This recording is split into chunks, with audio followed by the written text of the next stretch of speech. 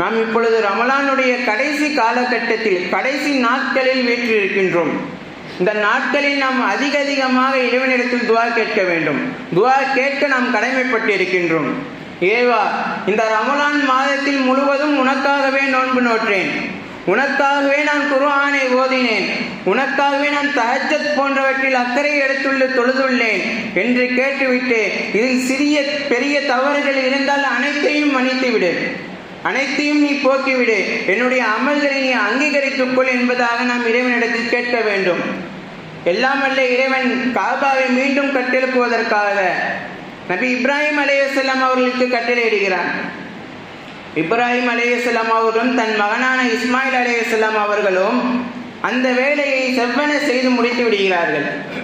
முடித்துவிட்டு இறைவனிடத்தில் கையேந்துகிறார்கள். இறைவா, நீ சொன்னாய், எந்த ஒரு எதிர்பார்ப்பும் இல்லாமல் அந்த வேலையை நான் செய்து விட்டேன், இதை செய்தால் என்னுடைய அந்தஸ்து உயரும், என்னுடைய பதவி உயரும் என்று எந்த எண்ணமும் எனக்கு இல்லை. நீ சொன்னாய், நான் செய்தேன், இப்பொழுது நான் சொல்வதை கேள் என்று தன் இரு கைகளும் வானத்தின் பக்கம் உயர்த்துகிறார்கள். ரப்பனா தகப்பல் மின்னா, இறைவா இந்த துவாவை, இந்த நல் பணியை நீ ஏற்று அருள் புரிவாயாக என்பதாக கேட்கிறார்கள். அன்று இப்ராஹிம் அலைஹிஸ்ஸலாம் அவர்கள் கேட்ட அந்த மகத்தான பிரார்த்தனை இந்த உம்மத்திற்கானது, இந்த உம்மத்தினர் அனைவருக்குமானது. நாம் எந்த ஒரு பணியை செய்தாலும், எந்த ஒரு அமலை நற்காரியத்தை செய்தாலும் இறைவனிடத்தில் அது அங்கீகாரம் பெறுவதற்காக துஆ செய்ய வேண்டும். கண்மணி நாயகம் ஸல்லல்லாஹு அலைஹி வஸல்லம் அவர்கள் தன் வாழ்நாளில் அத்துணை பணிகளையும் செவ்வனை செய்து முடித்து விட்டார்கள். தனது கடைசி நாட்களில் அனைத்து சஹாபாக்களையும் ஒன்று திரட்டுகிறார்கள். ஒன்று திரட்டி அவர்களும் பேசுகிறார்கள். தோழர்களே, இன்று நான் உங்கள் முன்னால் இருக்கின்றேன், நாளை மறுமையில் இறைவன் உங்கள் முன்னால் நின்று என்னை பற்றி கேட்பான், நீங்கள் என்ன சொல்வீர்கள் என்று கேட்கிறார்கள்.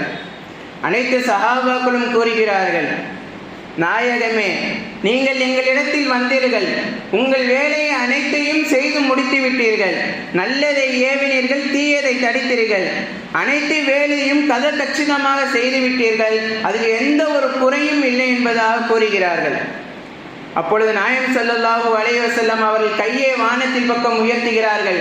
இறைவா, இதை நீயே பார்த்துக்கொள், இவர்கள் சொல்வதற்கு நீயே அத்தாட்சி, இவர்கள் என்னுடைய பணியையும் நான் வந்ததையும் நான் செய்த பணி அத்தனையும் இவர்கள் அங்கீகரித்து விட்டார்கள், நீயும் அங்கீகரித்து விடு என்பதாக கேட்கிறார்கள். என்றால் கண்மணி நாயகம் ஸல்லல்லாஹு அலைஹி வஸல்லம் அவர்களே தன் பணியை செய்துவிட்டு அங்கீகாரத்திற்காக துஆ கேட்டார்கள் என்றால் நாம் எம்மாத்திரம், நாமும் கேட்க வேண்டும்.